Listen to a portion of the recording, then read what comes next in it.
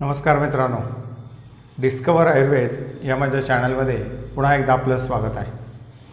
आज आपण आपल्या सगळ्यांच्या जिव्हाळ्याचा विषय घेतो आहे, तो म्हणजे आम्लपित्त. बऱ्याच व्यक्तींना आम्लपित्ताचा त्रास हा वर्षानुवर्ष दिसतो. म्हणजे जेव्हा जेव्हा ती व्यक्ती तरुण होते तिथपासून त्या आजाराला जी सुरुवात असते ते अगदी त्याचं वय 50-60 झालं तरी तो आजार असतोच. मग याला काय कारण असतं? कारण सतत आम्लपित्त होत आहे.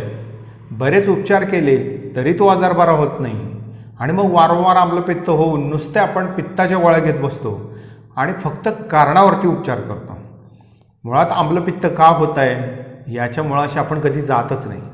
आम्लपित्त व्हायला पाहिजे का नको आणि आपल्यालाच का होत आहे, यात आपलं काही चुकतं आहे.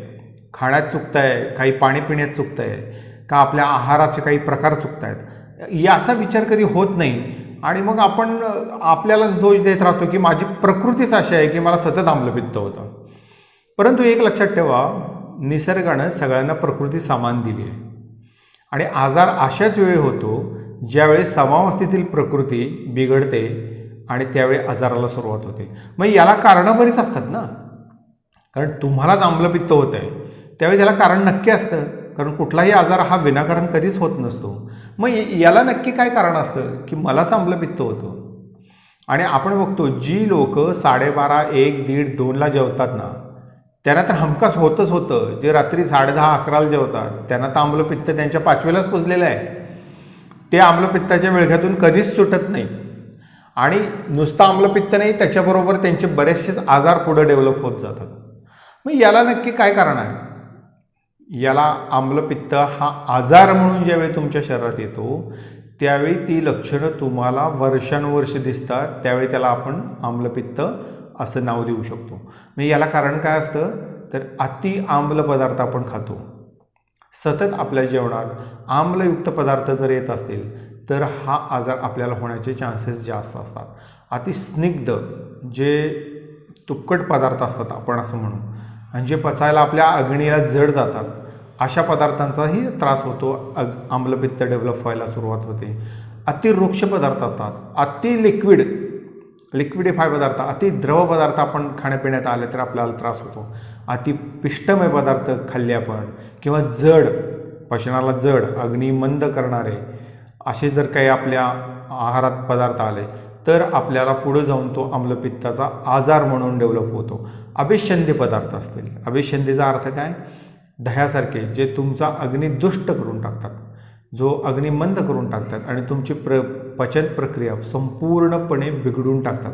असे ज्यावेळी पदार्थ आपल्या खाण्यात येतात, जसे ताक असेल, वारंवार श्रीखंड किंवा पनीरसारखे पदार्थ असतात, जे तुमचा अग्नी पूर्ण बिघडवतात, विकृत करतात आणि पचनसंस्था पूर्णतः नाश करून वेगवेगळे आजार तयार करतात. असे जर पदार्थ आपल्याकडं वारंवार खाण्यात यायला लागले तर समजून घ्या आपल्याला आम्लपित्त हा आजार म्हणून नक्की डेव्हलप होणार. बऱ्याच स्त्रियांना उपवास करायचा सवय असते. आज सोमवार, उद्या मंगळवार, गुरुवार असे बरेच उपवास आठवड्यात असतात. अशा स्त्रियांना तर आम्लपित्त हे नक्की असतं. बऱ्याच व्यक्तींना सवय असते बघा की जेवणात सतत पाणी प्यायचं, प्रत्येक घोटाला पाणी पित असतो. अशा लोकांची पचनक्रिया ही संपूर्णपणे बिघडते आणि त्याच्यामुळं हे आम्लपित्त आजार म्हणून डेव्हलप व्हायला सुरुवात होते. बरेचसेच पदार्थ जेवढे जड म्हणून आपल्याला त्रासदायक असतील किंवा प्रत्येकाची प्रकृती ही वेगळी असते, जर आपण आहार हा प्रमाणापेक्षा जास्त घेत असेल तरी आपल्याला तो अपचन होऊन पुढं आम्लपित्तात रूपांतर होऊ शकतं. म्हणजे याचा काय अर्थ असतो की दुसरा किती खातोय ह्याच्याशी आपला काही संबंध असतो नाही. आपल्याला किती पचतंय, आपली पाचन क्षमता किती आहे त्याच्यावरच आपण आपले आहार पदार्थ डिपेंड ठेवावेत. यातही असतं अतिशिळे पदार्थ खाण्याची सवय असते. बऱ्याचशा ग्रामीण भागातील स्त्रियांना सवय असते सकाळी अन्न राहिलेलं वाया जाऊ नये म्हणून संध्याकाळी खायचं, संध्याकाळी राहिलेलं अन्न वाया जाऊ नये म्हणून सकाळी खायचं, आणि हे दुष्टचक्र असंच सुरू राहतं. बरेच जण आंबवून तयार केलेले पदार्थ, म्हणजे मी म्हणतो बघा इडली, डोसा असे जे पदार्थ असतात ना ते आंबवून तयार केलेले असतात आणि ते बरेच लोक आपल्या खाण्यात ठेवत असतात. फास्ट फूड असेल, जंक फूड असेल, रोज फास्ट फूड जंक फूड खाणारे लोक मी बघतो. ब्रेड बटर असे सगळे ही बरेचसे वेगवेगळे प्रक्रिया करून तयार केलेले पदार्थ असतात. हे आपल्या खाण्यात आलं की आपल्याला आम्लपित्त आजार म्हणून डेव्हलप होतं. मी तुम्हाला लक्षण म्हणून आम्लपित्त या विषयावर बोलत नाही, तर बऱ्याच वेळा हे असे पदार्थ खाऊन आपल्याला नुसतं लक्षण दिसत नाही, तर त्या लक्षणाचं रूपांतर आम्लपित्त ह्या आजारात होतं आणि त्याच्यामुळं हे वर्षानुवर्ष आपल्याला लक्षणं दिसायला लागतात. आपण तात्पुरते काही उपचार केले तर तात्पुरतं बरं वाटतं आणि परत तेच सुरू होतं. पुन्हा काही उपचार करायचे, तात्पुरतं बरं वाटतं, परत तेच होतं. मग असं होण्याला सुद्धा काही गोष्टी कारणीभूत असतात की असं का होतं हे आपण पुढच्याही भागात बघणार आहे. मग याच्यात लक्षण काय तयार होतात. पहिलं लक्षण असतं की सतत तोंडाला पाणी सुटतं आपल्याला. तुम्ही सकाळी उठा, दुपारी बघा, संध्याकाळी बघा, सतत तोंडाला पाणी येत असतं. आपल्याला अन्न पचतच नाही, जड होतं, अजीर्ण होतं, अपचन झाल्यासारखं वाटतं, सतत छातीत जळजळ होतं. आपण जेवण असं आडवं पडलं की लगेच आंबट गुळणी यायला सुरुवात होते. म्हणजे आपण जे खातोय ना त्याचा आम्लच तयार होतं, त्याचा आंबटपणाच होतो आणि लगेच आपल्याला आंबट गुळण्या येणं, सतत उलटी होणं, सतत ढेकर येणं, हे अशी लक्षणं सतत दिसतात.